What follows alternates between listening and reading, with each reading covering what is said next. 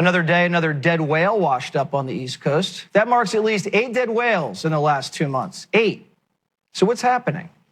A lot of people think construction for these big windmill projects is just slaughtering these whales, and now locals on the beach want it to stop.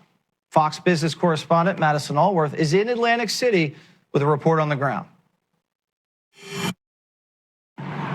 Jesse, environmentalists are pushing for more wind turbines like the ones behind me.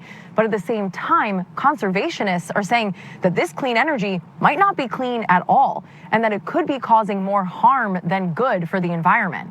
The focus is on offshore wind turbines. In a few years, hundreds will be installed at these sites. Right now, there is surveying and mapping being done.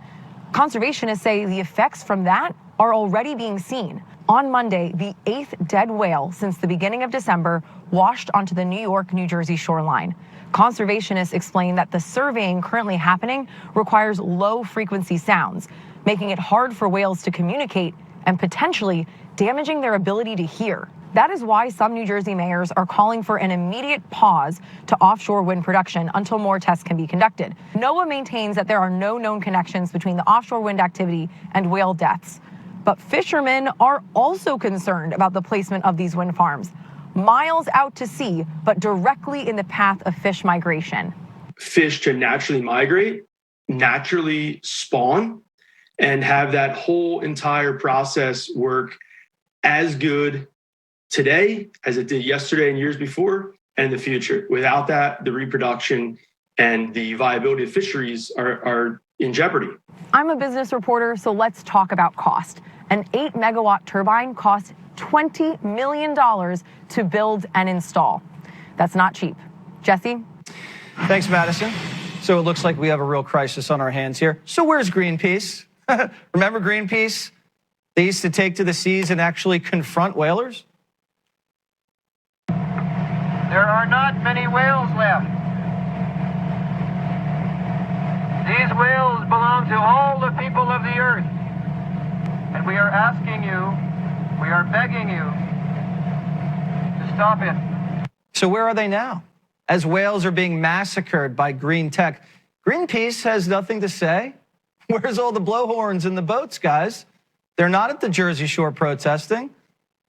Why aren't they chaining themselves to windmills, demanding they come down? They're just sitting in their air-conditioned offices, feet up as the whale population drops. Patrick Moore is the co-founder of Greenpeace and author of Fake Invisible Catastrophes and Threats of Doom. Where is Greenpeace? Like you said, they're in cushy offices all around the world, making fat salaries and doing virtually nothing to help the environment anymore. As a matter of fact, supporting wind and solar energy is doing a lot to hurt the economy of the average person in terms of the price they have to pay for electricity. Just look at what's happened in Germany. This net zero thing has become a complete fiasco.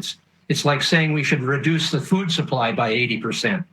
You know, getting rid of all the fossil fuels is reducing the fuel supply by 80%. It can't happen. There aren't enough battery materials in the world to back up something that only works a third of the time either. And the great irony of this is Greenpeace and all the rest of these wind and solar promoters are against nuclear energy, which is perfectly clean, costs less money in the long run than wind and solar, and has been running in the United States and Canada over 100 reactors. No one's ever been injured by them.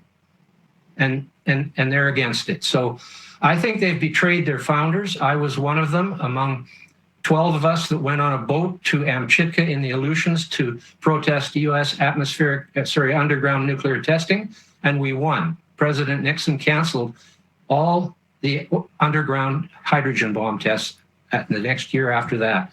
We then spent 2 years against French atmospheric nuclear testing and won that one too.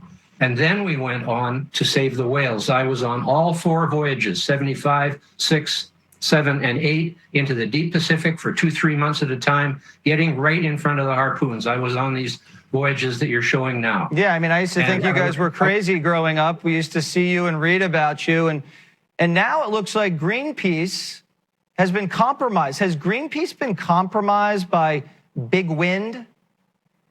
They were compromised years ago, Jesse. I left in '86 because they decided to have a campaign to ban chlorine worldwide. They thought that would be a good fundraiser. Well, table salt is made with chlorine, and it's an essential nutrient. And more than half of our medications are made with chlorine chemistry, and adding it to drinking water was the biggest advance in the history of public health. And they named it the devil's element to give it a good advertising label. And they named polyvinyl chloride, PVC, otherwise known as vinyl, which is ubiquitous in medical care, in all the blood bags and blood tubes and everything. They called it the poison plastic. Wow. And well, listen, Patrick, you and I agree. We got to save the whales. And I'm glad you and I agree on that. So let's do it. Maybe we are going to have to go out on some boats and with a bullhorn or chain ourselves to something, because this is not good for the Jersey Shore, for the Atlantic Ocean, and as you said, it's not great for consumers either. Thank you so much for joining us. The disturbance on the bottom of the sea, just installing these things, is massive. They're 60-foot wide concrete, 40 feet into the bottom. Yeah. They have to dig deep holes to do this.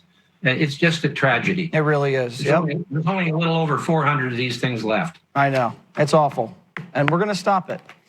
Thank you so much, Patrick.